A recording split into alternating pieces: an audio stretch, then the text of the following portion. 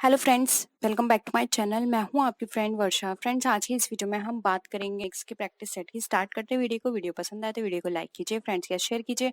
किसी भी तरह की कोई भी क्वेरी हो तो जरूर बताइएगा। तो स्टार्ट करते हैं आज का questions. The term late industrialisation refers to, यानी कि जो लेट इंडस्ट्रियलाइजेशन का जो टर्म है वो हमें क्या बताता है। ऑप्शंस हैं the need to delay industrialisation because of its threats to the environment, यानी कि पर्यावरण के लिए खतरे के कारण औद्योगिकरण में देरी की आवश्यकता है, ये बताता है। या फिर ये बताता है the problem faced by many developing countries as they seek to catch up to the levels of development of richer economy, यानी कि बहुत सारी ऐसी डेवलप कंट्रीज हैं जो कि प्रॉब्लम फेस कर रही हैं, जो भी रिचर कंट्रीज हैं उनके लेवल पर आने में। थर्ड ऑप्शन है the believe that it is too late for many countries to industrialise, यानी कि ये विश्वास किया जाता है, ये सोचा जाता है कि बहुत सारी कंट्रीज इंडस्ट्रियलाइजेशन के लिए लेट हो गई हैं। या फिर फोर्थ ऑप्शन है that we are how entering a post industrialised world, जैसे कि या फिर यहाँ पर यह कि हम जो हमारा जो पोस्ट इंडस्ट्रियलाइजेशन वर्ल्ड है उस पीरियड में हम एंटर नहीं कर पाए हैं, कैसे एंटर करेंगे। ठीक है, तो यहाँ पर देखिए लेट इंडस्ट्रियलाइजेशन की बात करें तो लेट इंडस्ट्रियलाइजेशन का मीनिंग यहाँ पर ये निकल कर आ रहा है कि कोई भी कंट्रीज हैं, बहुत सारी कंट्रीज जो हैं वो लेट हो चुकी हैं इंडस्ट्रियलाइज होने में। ठीक है, यानी कि वो अभी भी पुराने पैटर्न पे चल रही हैं, वहाँ उनकी कंट्रीज में इतनी इंडस्ट्री डेवलप नहीं हो पाई हैं, उनकी यहाँ पे इतनी मैन्युफैक्चरिंग नहीं है, मतलब इंडस्ट्री बेस्ड नहीं है। ठीक है, जिससे कि वो ज़्यादा प्रॉफिट अर्न कर पाए, तो लेट हो चुकी हैं अदर कंट्रीज के कंपैरिजन में। इसलिए ऑप्शन सी यहाँ पे हमारा राइट आंसर हो जाएगा। नेक्स्ट है which of the following economist is regarded as having the development the theory of comparative advantage, यानी कि कंपैरेटिव एडवांटेज थ्योरी ये किस इकोनॉमिस्ट ने दी थी।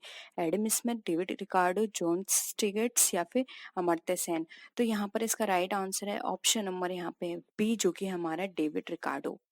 नेक्स्ट है under perfect competition in long run हमारी क्या सिचुएशन होगी, हमें ये बताना है।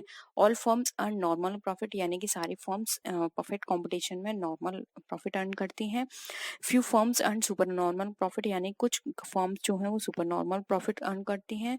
All firms are at break even point पर होती हैं। ब्रेक इवन का मतलब होता है no profit and no loss, या फिर नन ऑफ द अबव। तो देखिए यहाँ पर अगर इसकी बात करें तो यहाँ पर राइट आंसर होगा option number A. Perfect competition में लॉन्ग रन में ये कहा जाता है कि सारी कंपनी जो होती हैं, सारी जो भी वहाँ पे फर्म्स होती हैं वो नॉर्मल प्रॉफिट अर्न करती हैं एज अ लॉन्ग रन। ठीक है, तो यहाँ पर ऑप्शन ए हमारा राइट आंसर हो जाएगा। नेक्स्ट क्वेश्चन पे आते हैं। The national income at market price is equal to, यानी कि अगर हम नेशनल इनकम की बात करें वो भी मार्केट प्राइस पर, तो हमारी किसके बराबर होगी। Gross national product at market price, या फिर gross domestic product at market price, net national product at factor price, या फिर नन ऑफ द अबव। तो यहाँ पे नेशनल इनकम की बात कर रहे हैं वो कि मार्केट प्राइस के रेफरेंस में। तो यहाँ पर जो हमारा जो टोटल नेशनल प्रोडक्ट निकल कर आएगा वो हमारे फैक्टर कॉस्ट से रिलेटेड होगा। ठीक है, तो फैक्टर कॉस्ट के कंपैरिजन में डिफाइन किया जाएगा, वो हमारा इक्वल होगा इसके। इसलिए यहाँ पे ऑप्शन सी राइट आंसर हो जाएगा। Net national product at factor cost हमारा ऑलवेज इक्वल होता है नेट नेशनल, जो नेट नेशनल इनकम होती है मार्केट प्राइस के। ठीक है, तो यहाँ पे ऑप्शन सी जो है वो हमारा राइट आंसर है। नेक्स्ट क्वेश्चन है if there is a single buyer it is called, यानी कि अगर सिंगल बायर होता है तो उसे हम क्या कहते हैं। मोनोपोली, ओलिगोपोली, मोनोप्सोनी, या फिर नन ऑफ द अबव। तो अगर हम सिंगल बायर की बात करें तो वो होता है हमारा मोनोप्सोनी। मोनोपोली में सिंगल सीलर होता है, ओलिगोपोली में फ्यू होते हैं। ठीक है, तो यहाँ पे सिंगल बायर की बात की जा रही है जो कि मोनोप्सोनी में होता है। ऑप्शन सी राइट आंसर है यहाँ पे। नेक्स्ट आते हैं a firm is having increasing returns to scale means, यानी कि एक फर्म है जिसका रिटर्न स्केल जो है इंक्रीजिंग लेवल पर है। ठीक है, तो इसका क्या मतलब होता है, यानी कि इंक्रीजिंग कॉस्ट पर है, कांस्टेंट कॉस्ट पर है, डिक्रीजिंग कॉस्ट पर है, या फिर नन ऑफ द अबव। तो देखिए अगर एक firm increasing rate to scale पर है तो इसका मतलब यहाँ यहाँ ये होता है कि उसका स्केल इंक्रीज हो रहा है, यानी कि उसकी जो कॉस्ट जो है वो डिक्रीजिंग लेवल पर है। इट्स हैविंग डिक्रीजिंग कॉस्ट, इसलिए यहाँ पे ऑप्शन सी यहाँ पे हमारा राइट आंसर हो जाएगा। नेक्स्ट है production can be measured in terms of which of the following, यानी कि जो हमारे प्रोडक्शन होता है वो हमारा किस टर्म्स में मेजर किया जाता है। Total productivity, marginal productivity, average productivity या फिर ऑल ऑफ द अबव। तो प्रोडक्शन की बात करें तो यहाँ पर देखिए इसका राइट आंसर हो जाएगा ऑप्शन नंबर डी। हम प्रोडक्शन को अपने टोटल प्रोडक्टिविटी के बेसिस पर भी चेक कर सकते हैं, मेजर कर सकते हैं, मार्जिनल और एवरेज के बेसिस पर भी। तो ये तीनों ही मेजर एक तरह से हम बोल सकते हैं पैरामीटर्स होते हैं जिनके बेसिस पर हम अपने प्रोडक्शन को चेक कर सकते हैं। राइट आंसर है डी। नेक्स्ट है which is not covered under the scope of managerial economics। Managerial economics के अंदर कौन सा कवर नहीं किया जाता, हमें ये बताना है। Profit management, accounting theory, pricing policy या फिर प्रोडक्ट एनालिसिस। तो देखिए यहाँ पर बात की जा रही है मैनेजरियल इकोनॉमिक्स के अंदर की। तो यहाँ पे इसका राइट आंसर हो जाएगा ऑप्शन नंबर बी, जो कि हमारा अकाउंटिंग थ्योरी। अकाउंटिंग थ्योरी हमारा मैनेजमेंट का पार्ट नहीं है, जबकि प्रॉफिट मैनेजमेंट हमारा मैनेजरियल पार्ट है। प्राइसिंग पॉलिसी देखना मैनेजरियल पार्ट है, या और प्रोडक्शन एनालिसिस करना भी मैनेजरियल इकोनॉमिक्स का पार्ट है, जबकि अकाउंटिंग थ्योरी हमारे अकाउंटिंग का पार्ट होता है। ठीक है, तो ये सारा यहाँ पे ऑप्शन बी जो है वो यहाँ पे इस पे लाइन नहीं कर रहा है। नेक्स्ट है डिमांड एनालिसिस इंक्लूड, यानी कि जो डिमांड एनालिसिस होती है उसमें क्या चीज़ इंक्लूड की जाती है। Demand forecasting, demand elasticity study, indifference curve analysis या फिर ऑल ऑफ द अबव। तो देखिए यहाँ पर इसका राइट आंसर हो जाएगा option number D. Demand analysis के अंदर हम फोरकास्टिंग भी करते हैं, इलास्टिसिटी की स्टडी भी देखते हैं कि कौन सा प्रोडक्ट कितना इलास्टिसिटी है उसकी, यानी कि कौन सा प्रोडक्ट प्राइस से कितना वेरी कर रहा है। ठीक है, कितना उस पर इफेक्ट पड़ता है। इंडिफरेंस कर्व एनालिसिस भी हम इसके अंदर चेक करते हैं। ये सारी चीजें हमारे डिमांड एनालिसिस के अंदर आती हैं, इसलिए ऑप्शन डी राइट आंसर हो जाएगा। आई होप यहाँ तक आपको सारी चीजें क्लियर होंगी। नेक्स्ट है लॉ ऑफ डिमांड इम्प्लाइज। अब जो लॉ ऑफ डिमांड है वो हमें क्या बताता है, बहुत सिंपल है, आप इस सबको बता सकते हैं। qualitative relationship between demand and supply, quantitative relationship between price and demand, quantitative relationship between price and demand या फिर quantitative relationship demand between demand and supply. तो देखिए यहाँ पर लॉ ऑफ डिमांड की बात की जा रही है, याद रखना है यहाँ पे फ्रेंड्स आप। तो देखिए लॉ ऑफ डिमांड की बात करें तो एक क्वालिटेटिव रिलेशनशिप होता है हमारा बिटवीन प्राइस एंड डिमांड के बीच में। ठीक है, तो यहाँ पे ऑप्शन बी जो है वो हमारा राइट आंसर हो जाएगा, लॉ ऑफ डिमांड। और अगर इसके बाद ये तो हमारा हो गया लॉ ऑफ डिमांड। अगर हम इलास्टिसिटी ऑफ डिमांड की बात करते तो यहाँ पर आ जाता है हमारा क्वांटिटेटिव। ठीक है, यहाँ पे ऑप्शन बी राइट आंसर हो जाएगा। नेक्स्ट है which one of these is an exception of law of demand. अब इसमें से कौन सा एक्सेप्शन है लॉ ऑफ डिमांड का। Demonstration effect of goods, given goods, future scarcity of goods या फिर all of the above.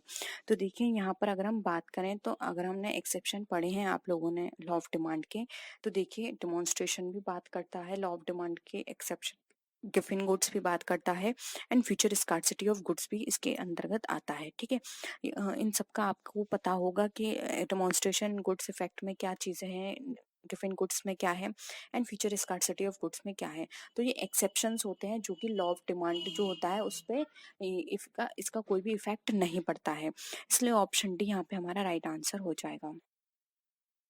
Next question है elasticity of demand is based on which of the following factors. अब जो elasticity of demand है वो हमारी कौन से फैक्टर्स पे बेस्ड होती है। Range of substituted available, joint demand, proportion of income spent on commodity या फिर ऑल ऑफ द अबव। तो देखिए यहाँ पर अगर हम बात करें इसके इफेक्ट की, तो देखिए और ये सारे ही फैक्टर्स जो हैं हमारे, ये सारे ही हमें इफेक्ट करते हैं डिमांड के, क्योंकि देखिए हमारे अगर हमारे सब्स्टिट्यूट अवेलेबल है, जो भी हम प्रोडक्ट कर रहे हैं अगर उसका प्राइस हाई हो गया है और उसका सब्स्टिट्यूट अवेलेबल है तो हम उसको नहीं खरीदेंगे। तो ये क्या हो गया, एक्सेप्शन हो गया। ये क्या है, वहां पर इलास्टिसिटी डिमांड पे इफेक्ट पड़ रहा है। सेम उसी तरह से अगर जॉइंट डिमांड है, अगर एक प्रोडक्ट की डिमांड इंक्रीज हो रही है तो उसके साथ जो उसका दूसरा प्रोडक्ट होगा जो उसके साथ जॉइंट में है, हम उसको भी कोई परचेस नहीं करेगा, ये भी इफेक्ट कर गया। थर्ड है प्रोपोर्शन ऑफ इनकम स्पेंड। अब ये डिपेंड करता है कि इनकम का कितना प्रोपोर्शन आपको स्पेंड करना है। हो सकता है कि कोई पर्सन ऐसा है जो कि अपनी इनकम का सिर्फ 30% खर्च करता है। ठीक है, अब उसकी इनकम इंक्रीज हो रही है तो उस इंक्रीज इनकम का 30% नहीं, वो पहले जितना खर्च करता था अभी भी वो उतना ही खर्च करता है। ठीक है, तो यहाँ पर क्या होगा, वो जितना खर्च करता है उस प्रोपोर्शन पर डिपेंड करता है। तो ये कुछ फैक्टर्स होते हैं जो कि इफेक्ट कर जाते हैं इलास्टिसिटी ऑफ डिमांड को, इसलिए ऑप्शन डी यहाँ पे राइट आंसर हो जाएगा। नेक्स्ट क्वेश्चन है which one of the following is not the function of a managerial economist. अब इसमें से कौन सा मैनेजरियल इकोनॉमिस्ट का फंक्शन नहीं है? Industrial market research, determining rate of interest in money market, capital budgeting या फिर इन्वेस्टमेंट एनालिसिस। तो देखिए यहाँ पर अगर हम बात करें तो ऑप्शन बी जो है determining rate of interest in money market, ये इसका पार्ट नहीं है। जबकि हमारा इंडस्ट्रियल मार्केट रिसर्च देखना, कैपिटल बजटिंग, इन्वेस्टमेंट एनालिसिस, ये सारे मैनेजमेंट के पार्ट आ जाता है। इसलिए ऑप्शन बी हमारा राइट आंसर हो जाएगा। Determining rate of interest in money market ये हमारा फाइनेंस का पार्ट हो जाएगा। ठीक है, तो यहाँ पे ऑप्शन बी राइट आंसर होगा। नेक्स्ट क्वेश्चन है which one is not a type of demand. अब इसमें से कौन सा हमारा जो डिमांड की टाइप्स नहीं है? Price demand, derive demand, supply demand या फिर जॉइंट डिमांड। तो देखिए यहाँ पर प्राइस डिमांड, डिराइव डिमांड और जॉइंट डिमांड ये तीनों पार्ट हैं, जबकि सप्लाई डिमांड हमारा टाइप ऑफ डिमांड में नहीं आता। तो ऑप्शन सी राइट आंसर हो जाएगा। नेक्स्ट है which is not the type of elasticity of demand. अब इलास्टिसिटी ऑफ डिमांड में कौन सा इसका टाइप नहीं है? Price elasticity, income elasticity, supply elasticity या फिर एडवर्टाइजिंग इलास्टिसिटी। तो आपने टाइप्स ऑफ इलास्टिसिटी पढ़ी होगी, कितने टाइप्स की हमारे इलास्टिसिटी ऑफ डिमांड है। तो देखिए उसमें से अगर हम बात करें तो हमने इसके अंदर प्राइस पढ़ी है, इनकम पढ़ी है और एडवर्टाइजिंग पढ़ी है। सप्लाई इलास्टिसिटी नहीं होती है, इसलिए ऑप्शन सी यहाँ पर भी राइट आंसर हो जाएगा। नेक्स्ट क्वेश्चन है in the income statement the process of recording inventory that gives a lower cost of the commodity sold is categorised as, यानी कि आय विवरण में बेची गई वस्तु की कम लागत देने वाली इन्वेंट्री को रिकॉर्ड करने की प्रक्रिया को श्रेणीबद्ध बताना है हमें। तो उसको हम क्या बोलते हैं? First out receivable, last in first out, first last out receivable या फिर फर्स्ट इन फर्स्ट आउट। तो देखिए फ्रेंड्स, अगर हम इनकम स्टेटमेंट के अकॉर्डिंग अगर हम कोई ऐसी प्रोसेस अपनाएं जिसके अंदर जो हमारी कॉस्ट है वो लो निकल कर आए और हम अपने कमोडिटी को सेल करें तो लो कॉस्ट हो, तो उसको हम क्या बोलते हैं?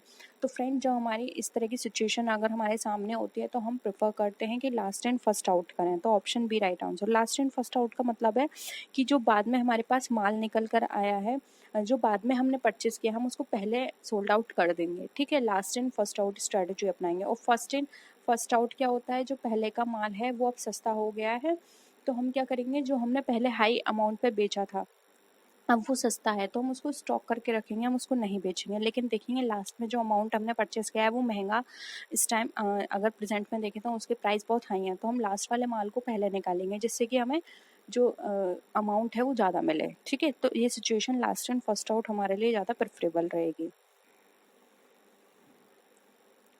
नेक्स्ट है financial securities which can be changed into cash to their book value price are categorised as, यानी कि फाइनेंशियल सिक्योरिटीज़ की बात करें जिसके में हमारी चेंज होती है कैश में और उनकी बैक वैल्यू जो प्राइस की जाती है उसको हम किस तरह से कैटेगराइज करते हैं, यानी कि वित्तीय प्रतिभूतियों को नगद में बदलकर उनके बुक वैल्यू के रूप में वर्गीकृत किया जाता है, उनको क्या बोलते हैं? Short term investment, inventories, long term investment या फिर कैश इक्विवेलेंट।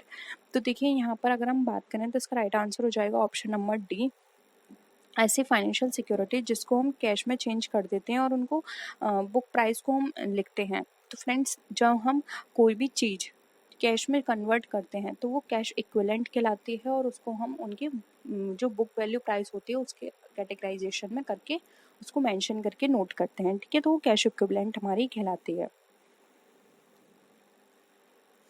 नेक्स्ट है earnings that have a cumulative amount and are not paid to stockholder as a dividend is known as, यानी कि ऐसी अर्निंग जो कि क्यूमुलेटिव अमाउंट में आती है और वो पेड नहीं की जाती स्टॉक होल्डर्स को एज अ डिविडेंड, हम उसको क्या कहते हैं? तो अब हिंदी में देख लेते हैं। ऐसी आय जो संचयी राशि होती है और लाभांश के रूप में शेयर धारक को भुगतान नहीं की जाती वो क्या कहलाती हैं? Common earnings, preferred earning, non paid earning या फिर रिटेन अर्निंग्स। तो देखिए यहाँ पर इसका राइट आंसर हो जाएगा option number D, retained earnings. फिर हम रिटेन अर्निंग्स वो अर्निंग्स होते हैं जो कि कभी भी पेड पर्पज से यूज़ नहीं की जाती हैं, वो फ्यूचर के रेफरेंस में वो बिजनेस में स्टोर करके रख ली जाती हैं, यानी कि एक तरह से हम कहते हैं रिजर्व करके रख ली जाती हैं फ्यूचर पर्पज़ के लिए। जब फ्यूचर में किसी भी तरह की ज़रूरत होगी तब उनको खर्च किया जाता है। तो ये रिटेन अर्निंग्स जो होती हैं इसका अमाउंट कभी भी किसी क्रेडिटर को पे करने के लिए या फिर किसी भी तरह के जो पैसे पेमेंट होते हैं उनके लिए नहीं किया जाता, ये फ्यूचर पर्पज से रखी जाती हैं। ठीक है, तो ऑप्शन डी यहाँ पे हमारा राइट आंसर है। नेक्स्ट क्वेश्चन है, information that is use by investors for forecasting future earnings documented है, यानी कि भविष्य की कमाई का पूर्वानुमान लगाने के लिए निवेशकों द्वारा उपयोग की जाने वाली जानकारी का दस्तावेजीकरण को क्या कहते हैं? Annual report, 5 years report, exchange report या फिर स्टॉक रिपोर्ट। तो फ्रेंड, जब इन्वेस्टर्स एनालाइज करते हैं या फिर हम कहें तो फोरकास्टिंग करते हैं फ्यूचर अर्निंग्स की कि उन्हें फ्यूचर में कितना मिलेगा, तो उसको हम क्या बोलते हैं? तो फ्रेंड्स, राइट आंसर हो जाएगा ऑप्शन ए, एनुअल रिपोर्ट। क्योंकि फ्रेंड्स, इन्वेस्टर्स एनुअल रिपोर्ट के बेसिस पर ही ये डिसीजन लेते हैं कि हमें इस कंपनी में कितना प्रॉफिट होगा, हमें इसमें इन्वेस्ट करना चाहिए या नहीं, क्योंकि उनकी पूरी फोरकास्टिंग एनुअल रिपोर्ट पे बेसिस होती है। इसलिए ये कहा जाता है कि एनुअल रिपोर्ट में कंपनी को अपनी ट्रू पिक्चर शो करनी चाहिए, क्योंकि इन्वेस्टर का पूरा डिसीजन सिर्फ एनुअल रिपोर्ट पे ही डिपेंड होता है। अगर आपकी एनुअल रिपोर्ट सही नहीं है तो इन्वेस्टर्स आपके बिजनेस में इनिशिएट नहीं लेंगे उसमें, अगर हम कहें तो उसमें इन्वेस्ट करने का। इसलिए एनुअल रिपोर्ट हमेशा कंपनी की ट्रू पिक्चर शो करे, तभी कंपनी को फ़ायदा मिलेगा, क्योंकि इन्वेस्टर्स पूरा डिसीजन सिर्फ एनुअल रिपोर्ट के बेसिस पर करते हैं। और एनुअल रिपोर्ट में हर चीज़ क्लियरली गिवन होनी चाहिए कि उसका प्रॉफिट रेशो कितना है, अर्निंग रेशो कितना है, इन्वेस्टर्स के लिए क्या पॉलिसी है, ये सारी चीज़ें क्लियरली उसमें डिफाइन होनी चाहिए। ये सारी चीज़ें मैटर करती हैं एक इन्वेस्टर के लिए, क्योंकि उसका पूरी फोरकास्टिंग इसी पे डिपेंड करती है। इसलिए ऑप्शन ए राइट आंसर है। तो debenture application account is in the form of, अब डिवेंचर एप्लीकेशन अकाउंट के रूप में है, किस अकाउंट के रूप में है? करंट अकाउंट के रूप में है, नॉमिनल अकाउंट यानी कि नाम मात्र खाते के रूप में है, पर्सनल अकाउंट यानी कि व्यक्तिगत खाता, और रियल अकाउंट यानी कि रियल अकाउंट के रूप में है। तो फ्रेंड्स, अगर हम डिवेंचर एप्लीकेशन की बात करें तो डिवेंचर एप्लीकेशन अकाउंट जो होता है वो हमारा एक तरह से पर्सनल अकाउंट के फॉर्म में होता है। इसलिए ऑप्शन सी यहाँ पे हमारा राइट आंसर हो जाएगा, व्यक्तिगत खाता। नेक्स्ट क्वेश्चन पे आते हैं, the form of a discount on issue of debenture is in the nature of, अब जो डिस्काउंट डिवेंचर कोई भी इशू किया जा रहा है डिस्काउंट की फॉर्म में, यानी कि हम डिस्काउंट पे डिवेंचर को इशू कर रहे हैं, तो वो किस नेचर का होगा? डेफर्ड रेवेन्यू एक्सपेंडिचर यानी कि आस्थगित राजस्व, कैपिटल लॉस यानी कि पूंजीगत हानि, रेवेन्यू लॉस यानी कि राजस्व हानि, नन ऑफ द अबव यानी कि उपरोक्त में से कोई नहीं। तो फ्रेंड, जब हम डिवेंचर इशू करते हैं किसी भी तरह के डिस्काउंट पर, तो देखिए यहाँ पर इसका राइट आंसर होगा वो एक तरह का हमारे लिए कैपिटल लॉस होता है, क्योंकि डिवेंचर्स हमारे कैपिटल नेचर का होता है और उस पर लॉस हमारा कैपिटल लॉस है। ठीक है, तो ऑप्शन बी यहाँ पे हमारा क्या हो जाएगा? राइट आंसर हो जाएगा। तो आई होप आपको ये क्वेश्चंस क्लियर हुए होंगे। इस वीडियो में हमने हिंदी इंग्लिश दोनों का एक साथ डिस्कशन कर लिया, आपको समझने में भी आसानी हुई और आपकी कंफ्यूजन भी आई होप अब दूर हो जाएगी। और किसी भी तरह की कोई भी क्वेरी हो, आपकी कोई सजेशन देना चाहते हो तो आप कॉमेंट सेक्शन में बता सकते हैं। तो फ्रेंड्स, नेक्स्ट वीडियो में फिर मिलते हैं आपसे और भी अच्छी वीडियोज़ के साथ। तब तक के लिए टेक केयर, बाय बाय।